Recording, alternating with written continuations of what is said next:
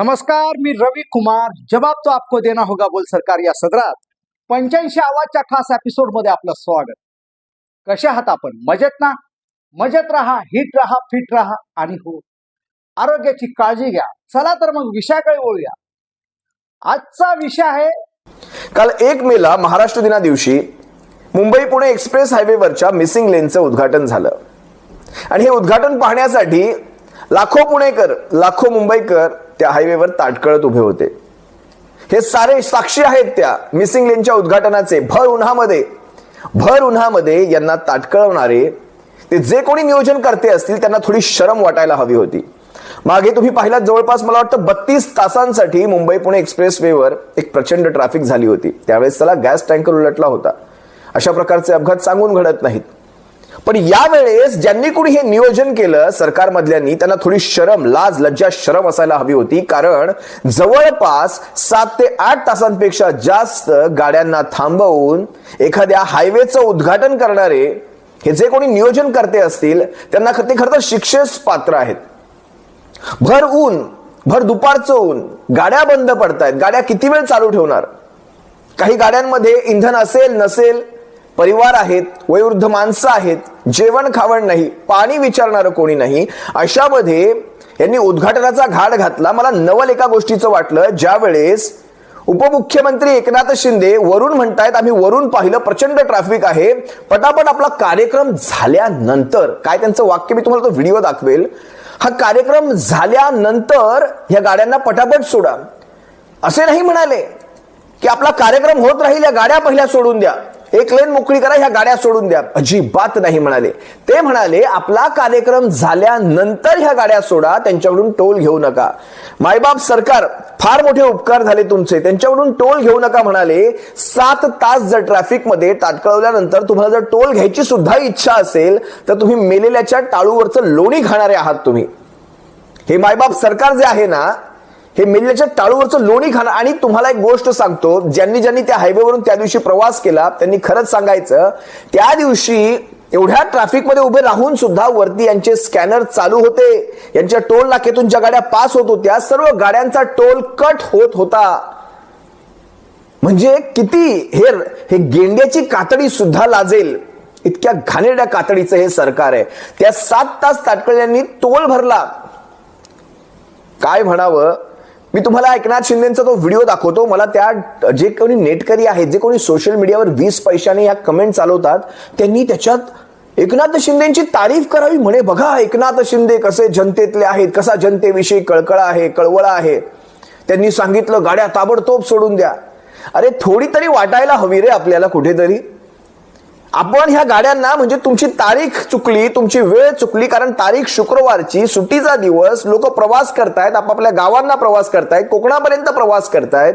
त्या सर्वांना तुम्ही भर उन्हात ताटकळत उभा केला. तुम्हाला माहिती आहे एरवीही त्या रस्त्याला ट्रॅफिक होते, तर आज आपण असा कार्यक्रम घेऊन 5-5, 6-7 तास लोकांना ताटकळत उभं करणार. त्यांना तशी तुम्ही कल्पना द्यायला हवी होती.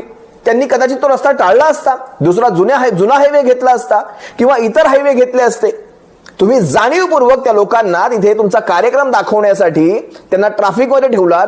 थोडी तरी माणुसकी असेल की नाही? जरा एकदा त्या ज्यांनी कुणी या एकनाथ शिंदेची तारीफ केलेली आहे या सगळ्यामध्ये, मला त्यांना हा व्हिडिओ दाखवायचा. ह्याच्यात तुम्हाला तारीफ करण्यासारखं काय दिसलं?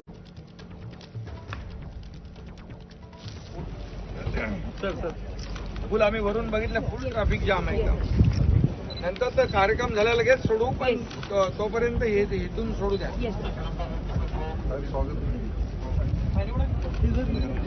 टोल बिल घेऊ नका म्हणायचं, डायरेक्ट पोलिसांना सांगा गाड्या सोडायला.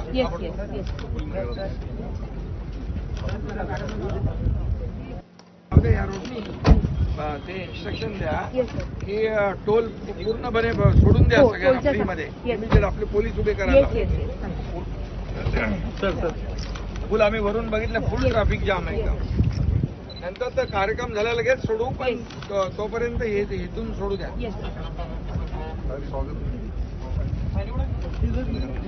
टोल बिल घेऊ नका म्हणायचं, डायरेक्ट पोलिसांना सांगा गाड्या सोडायला.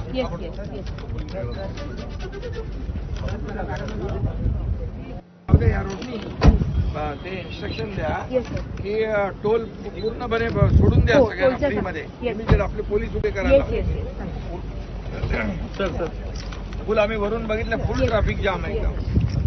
नंतर तर कार्यक्रम झाला लगेच सोडू, पण तोपर्यंत इथून सोडू द्या. येस. तर उपमुख्यमंत्री एकनाथ शिंदे यांनी हे आदेश दिलेले आहेत. वाहतूक कोंडीची त्यांनी दखल घेतलेली आहे आणि लगेचच वाहनं सोडा, पोलिसांना तैनात करा आणि कोणताही टोल आकारू नका, अशा सूचना या त्यांनी संबंधित अधिकाऱ्यांना दिलेल्या आहेत. आपला कार्यक्रम झाल्यानंतर ह्या गाड्या सोडून द्या. फारच चांगले आदेश तुम्ही सरकारला दिलेत. असो, त्या विषयात जायचं नाही, पण मला कालच एक बातमी ऐकिवात आली. या मिसिंग लेनच्या उद्घाटनापूर्वी तिथे एक बैल कापल्याचं म्हणजे वृत्त आहे. साम मराठीने ते वृत्त प्रदर्शित केलं. मला इतर कुठल्या माध्यमांवरती दिसलं नाही. साम मराठीचे आभार मानतो. तुम्ही धाडस केलात हे वृत्त दाखवण्याचं. कशा प्रकारे ते धुण्याचं काम चालू होतं, कशा प्रकारे ते पुरावे नष्ट करण्याचं काम चालू होतं. आपण नेमके कोण्या दिशेने जात आहोत. मुंबई पुणे एक्सप्रेस वेवरील मिसिंग लिंकच्या बोगद्याच्या तोंडाजवळ एक धक्कादायक व्हिडिओ समोर आलेला आहे. या व्हिडिओनुसार बैल मारल्याचा दावा केला जातोय. इथं सांडलेलं रक्त पाहून कामगारांना विचारलं असता त्यांनी मात्र यावर बोलायला नकार दिला. तसंच ते रक्ताचे डाग धुवून काढत असल्याचं या व्हिडिओमध्ये दिसत आहे.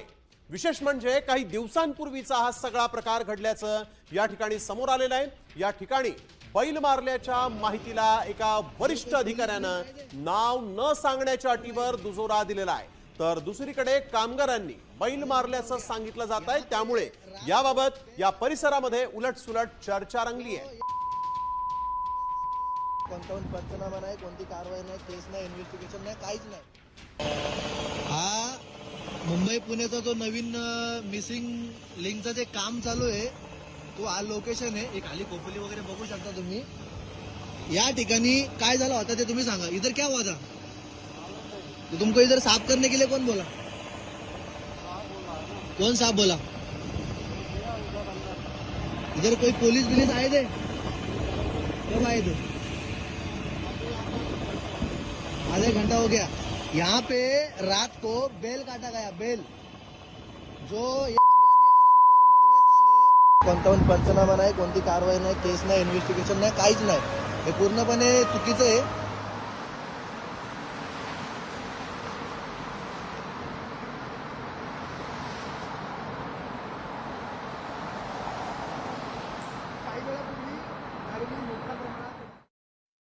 दरम्यान बैल मारल्यासंदर्भात आम्ही MSRDCचे व्यवस्थापकीय संचालक अनिल गायकवाड यांना विचारलं आणि त्यावेळी त्यांनी काय प्रतिक्रिया दिली पहा. बोगद्याच्या तोंडावर एक धक्कादायक प्रकार आहे, तो उघडकीस आलेला आहे. काही बैल मारल्याचं रक्त सांडलंय अशा पद्धतीचं. हे काय नेमकं सगळा प्रकार? त्याबद्दल मला काही कल्पना नाही आहे. हा विषय मला माहिती नाही. तर या संदर्भात आमचे प्रतिनिधी जे आहेत गणेश कवडे यांनी घटनास्थळी जाऊन त्या ठिकाणचा आढावा घेतला, तो देखील पाहूया.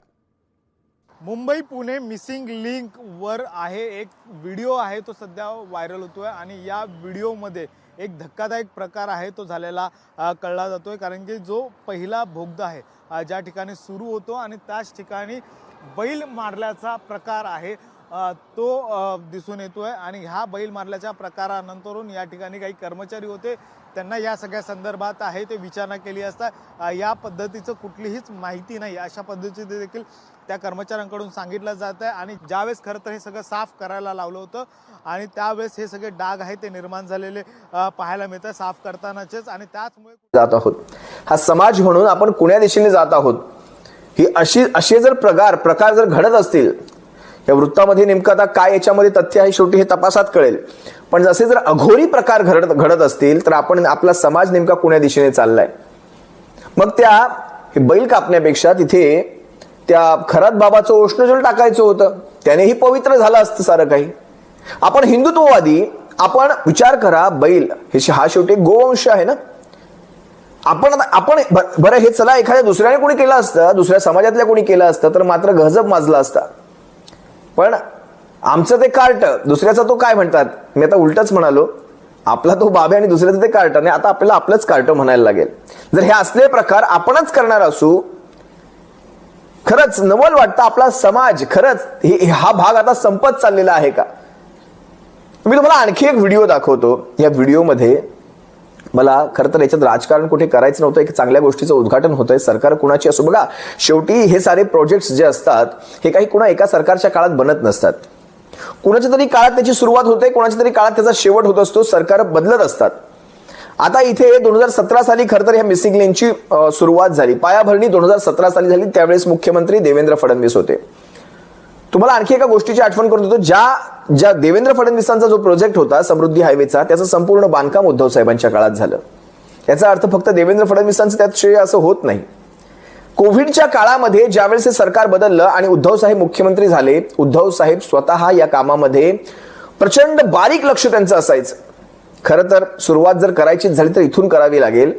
ज्यावेळेस हे हायवेचं बांधकाम झालं त्याच वेळेस ह्या मिसिंग गोष्टी जर पूर्ण झाल्या असत्या, त्याच काळामध्ये जर ह्या गोष्टींची पाहणी झाली असती व्यवस्थित की कुठून हा हायवे गेला, तर याचा जास्तीत जास्त उपयोग लोकांना होईल. कारण आज जवळपास 30 वर्ष आपण चुकीच्या रस्त्याने जर प्रवास करत असो असं म्हटलं आणि 30 वर्ष आपण जर ट्रॅफिक सहन केली असेल तर आपण ह्यातून काय मिळवलं. आजही मुंबई पुणे हायवेच्या जुन्या रस्त्याचा टोल आपण भरतोच की.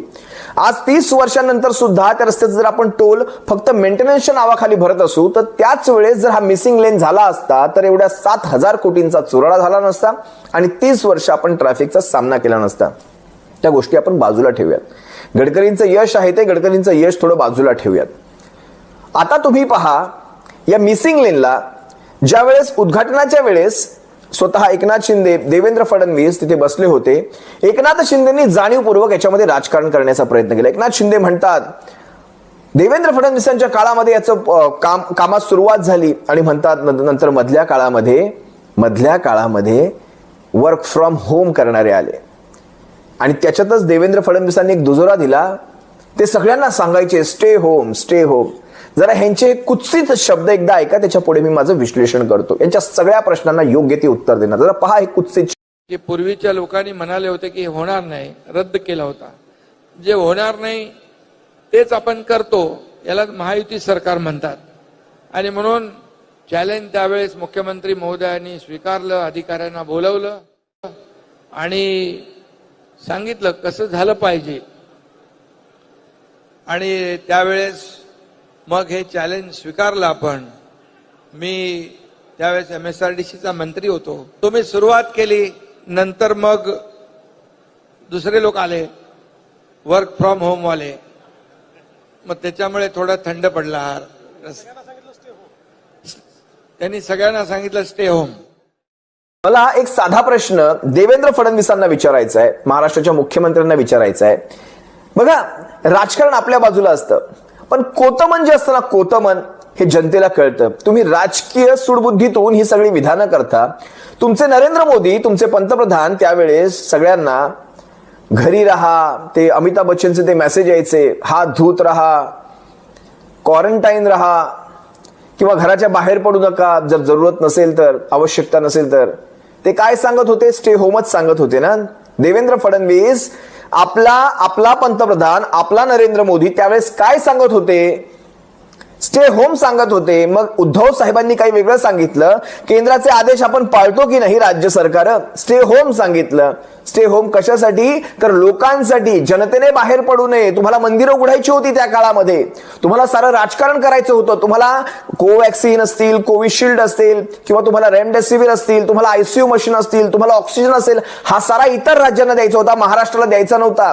त्याच्याही पुढे जाऊन सांगतो, पीएम केअरचा जो फंड होता तुमचा, तो सुद्धा तुम्हाला केंद्राला द्यायचा होता. म्हणजे तुम्हाला सांगायचंय सीएम केअरला देऊ नका, महाराष्ट्र मुख्यमंत्री सहायता निधीला देऊ नका, तुम्ही पीएम केअरला द्या, ज्याचा आजपर्यंत हिशोब मिळाला नाही. जो प्रायव्हेट फंड आहे त्या फंडला तुम्ही फंड केलात भारतीय जनता पक्षाच्या. तुम्ही कामासाठी तो वापरलात का? मग तुमच्या निवडणुकीच्या कामांसाठी वापरलात का तो फंड? त्याचा हिशोब कुठे आहे? महाराष्ट्राच्या बाबतीत एवढी सापत्न वागणूक झाली. देवेंद्र फडणवीस स्टे होम म्हणणारे आमच्या उद्धव साहेबांनी प्रत्येकाच्या खात्यात 50,000 टाकले. कुठलाही मागचा पुढचा विचार केला नाही. ज्याच्या घरामध्ये कोविडमुळे एखादे मृत्यू झाला असेल, थेट त्याच्या नातेवाईकांच्या, त्याच्या वारसाच्या खात्यामध्ये थेट 50,000 टाकले होते. त्याचा विचार नाही करत बसले. महाराष्ट्रामध्ये सर्वाधिक कमी मृत्यूचा, एवढी लोकसंख्या असताना सुद्धा दर राहिला तो मुख्यमंत्री देवेंद्र फडणवीस. तुम्हाला आज सांगतो, त्यावेळेच्या आमच्या उद्धव साहेबांच्या कामाची ती पोचपावती आहे. सर्वात कमी रेट राहिला तो. असं तुम्हाला या गोष्टी कळणार नाहीत, मला त्या गोष्टीवर बोलायचं नाही. पण मला जे वर्क फ्रॉम होम म्हणालेत ना, ते एकनाथ शिंदे त्यांना ह्या व्हिडिओने मला उत्तर द्यायचंय. जरा हा व्हिडिओ पहा. या वर्क फ्रॉम होमच्या व्हिडिओमध्ये हे उद्धव साहेब ठाकरे तिथे मिसिंग लेन मध्ये काय करतायत? नाकाला मास्क दिसतोय तुम्हा सर्वांच्या, याचा अर्थ कोविडचा काळ आहे. उद्धव साहेब त्याही वेळेस कामाची पाहणी करतायत, तिथे साईडवर उभे आहेत, सोबत एकनाथ शिंदे तुम्ही स्वतःही उभे आहात. हा व्हिडिओ पहा आणि मग हा जो आपल्याला विसरभोळेपणाचा हा जो प्रकार आपण दाखवताय सर्वांना त्याच्याविषयी थोडंसं सांगा. जरा पहा एकदा हा व्हिडिओ पहा. मगाशी एकनाथ शिंदे म्हणाले वर्क फ्रॉम होम करणारे, यालाच वर्क फ्रॉम होम म्हणतात का? ऑन फील्ड जागेवर उभे राहून स्वतः उद्धव साहेब ठाकरे तत्कालीन मुख्यमंत्री तुमच्या सकट, तुम्ही स्वतः तिथे आहात, तुमच्या सकट त्या जागेची पाहणी करतायत आणि तुम्ही त्यांना वर्क फ्रॉम होम म्हणता. खरं तर उद्धव साहेब तुमची चूक झाली. सार्वजनिक बांधकाम आणि नगर विकास ही खाती खरं तर तुम्ही तुमच्याकडेच ठेवायला हवी होती. ज्या वेळेस संपूर्ण जगावर कोविडचं महामारीचं संकट होतं त्याही वेळेस महाराष्ट्राचा अर्थगाडा हा व्यवस्थित चालू होता. महाराष्ट्राने त्याही वेळेस उद्योगधंद्यांमध्ये, फॉरेन डायरेक्ट इन्व्हेस्टमेंटमध्ये, FDI मध्ये हा उच्चांक गाठला होता. आता हे सगळं ह्या लोकांना काय कळणार? यांना बांधकाम, सार्वजनिक बांधकाम पासून नगर विकास पासून त्यांना मुख्यमंत्री पदापर्यंतचा प्रवास गाठायचा होता, तो पल्ला गाठायचा होता. असो, या सगळ्या गोष्टी महाराष्ट्र जाणतो. काल ज्या वेळेस हा सारा तामझाम तुमचा चालला होता तिथे मिसिंग लेनच्या जागेवर, तिथे लोकांची मतं कधीतरी जाणून घेतलीत का? जरा लोकांना विचारा. लोक स्वतः म्हणतायत वेळ चुकली, तुम्हाला उद्घाटन करायचे, तुम्ही करायला हवं, एक दिवस अगोदर करा, एक दिवस नंतर करा, पण ज्या दिवशी सुट्टीच्या दिवशी तुम्ही हे सगळं करून तुम्ही नेमकं काय साध्य केलात? भर दुपारच्या वेळेत, ज्या वेळेत लोकांचा प्रवास तिथून, म्हणजे जर तुम्ही त्याचं ऑब्झर्वेशन केलात, निरीक्षण केलात, तर त्या वेळेत सर्वाधिक जास्त गाड्या या मुंबई पुणे एक्सप्रेस हायवेवरून पास होत असतात. जरा लोकांच्या प्रतिक्रिया पहा. लोक म्हणतायत आपल्या स्वतःच्या कामाला लोकांना दाखवण्यासाठी, तामझाम दाखवण्यासाठी तुम्ही हे सारं केलात. देवेंद्र फडणवीस हे लोक प्रश्न तुम्हाला विचारतायत. जरा पहा हा व्हिडिओ. 1, 2, 3 अशा एका मागे 4, 5, 6 अशा एक साधारणपणे 10-11 गाड्या आपण बघतोय ज्या पूर्णपणे बंद झालेल्या आहेत. गाडी गरम झाल्या मग थांबणार, काय करणार? मिसिंग लिंक सुरू होतं त्याच्यातनं जा ना. सुरू होईल का आज? आपल्या लोकांना उल्लू बनवायचं काम चाललंय काय? सकाळी टायमिंग देत नाहीत, काय नाही करून. आम्हाला जायचंय शिरवळला, हॉस्पिटलला जायचंय. 70-80 गाड्या बंद पडल्यात, पाणी नाही कोणाकडे, प्यायला नाही. पुढे आधी मी वाहतूक कोंडी दाखवतो. इथे हा रस्ता बंद करण्यात आलेला आहे आणि हा रस्ता बंद केल्यामुळे एक लेन तिथे डाव्या साईडला आपण बघतो ती सुरू ठेवलेली आहे. नियोजन व्यवस्थित नाहीये कार्यक्रमाचं, त्याच्यामुळे येणाऱ्या लोकांना गैरसोय निर्माण होते. मुख्यमंत्र्यांच्या हट्टापायी हे सगळं ट्रॅफिक झालेलं आहे. त्यांनी जर लवकर ओपनिंग केलं असतं सकाळी 7 वाजता तर एवढं ट्रॅफिक झालं नसतं. भरपूर ट्रॅफिक झाले, 3 तास टोल नाक्यापासून रांगा लागलेल्या आहेत पूर्ण. तर सामाजिक कार्यकर्ते विवेक वेलणकर सध्या आपल्यासोबत आहेत. नाही, या सगळ्या निश्चितपणे MSRDC जबाबदार आहे. याचं कारण वीकेंडला ट्रॅफिक जाम होतात हे त्यांना नीट माहिती आहे. हे 30 तारखेला करून घेतलं असतं आणि लोकांचे हाल वाचले. प्रवाशांचे कमालीचे हाल होत आहेत आणि त्यामुळे मिसिंग लिंकच्या उद्घाटनाची वेळ चुकली असं या सगळ्या प्रवाशांचं म्हणणं आहे. नियोजनाचा अभाव आहे आणि त्यामुळे इतक्या मोठ्या समस्यांचा सामना या सगळ्या प्रवाशांना करावा लागतोय. कसं आहे, सध्या लोकांच्या प्रतिक्रियांची, लोकांच्या मताची किंमत शून्य उरली आहे. मत म्हणजे मी ते मत नाही म्हणत आहे, निवडणुकीत देतोय आपण ते मत, त्या मताची किंमत शून्यापेक्षाही खाली गेलेली आहे. तुमच्या प्रतिक्रियांची, तुमचं प्रतिक्रियारूपी जे मत आहे त्याची किंमत शून्य आहे. कारण तुमचीच मुळात गरज उरलेली नाही. तुमचं मत, तुमचं निवडणुकीतलं मत कोणाला महत्वाचं वाटतं? आता थेट मशिनींमध्येच गफले केले जातात. त्यामुळे थेट कुणाला किती नगरसेवक पाहिजे, तुला एवढे, तुला एवढे, तुला एवढे, चला दिले, सगळ्यांना सगळं मिळतं. हे जनतेच्या मतातून नाही तर मशीनच्या त्या काय म्हणायचं, आता जाऊ दे, त्या विषयांमध्ये जात नाही, आपला तो आजचा विषय नाही. पण लक्षात घ्या मायबाप जनते हो, लक्षात घ्या, तुम्हाला ज्यावेळेस गृहीत धरलं जातं त्यावेळेस आवाज, बी वोकल, बोला बोला, बोलायला शिका, आवाज उठवा. जर तुम्ही आवाज उठवाल तर तो आवाज प्रशासनापर्यंत जातो. सर्वांची एकजूट, एक ताकद दिसली पाहिजे. काल नवले ब्रिजवर पाहिलात तुम्ही काय घडलं. मी म्हणजे पुण्याचा विषय चाललाय म्हणून म्हणतोय, कशा प्रकारे लाठीचार्ज झालाय. बलात्कारी तिथे सुटून जाणार काही दिवसांनी, त्याचे पुरावे सापडणार नाहीत, ते सिद्ध होणार नाही. बलात्कारी सुटून जातात, बेल मिळते त्यांना. आणि तुम्ही, आपण जे ह्या सगळ्याच्या विरोधात आंदोलन पुकारतो ते सगळे लाठ्या खात बसतात. 3.5 वर्षांची मुलगी, 3.5 वर्षांची ती चिमुरडी मी स्वतः 2 मुलींचा बाप आहे, मला चांगलं कळतं. माझी मोठी मुलगी 5 वर्षांची आहे. मी समजू शकतो 3.5 वर्षाचं ते वय काय असतं. समाज कुण्या दिशेने चाललाय, जे मगाशी मी म्हणालो, समाजाची हे संपलेली आहे, विचार करायची वृत्ती संपलेली आहे. आपण नराधमतेच्या दिशेने चाललेलो आहोत. प्राणी सुद्धा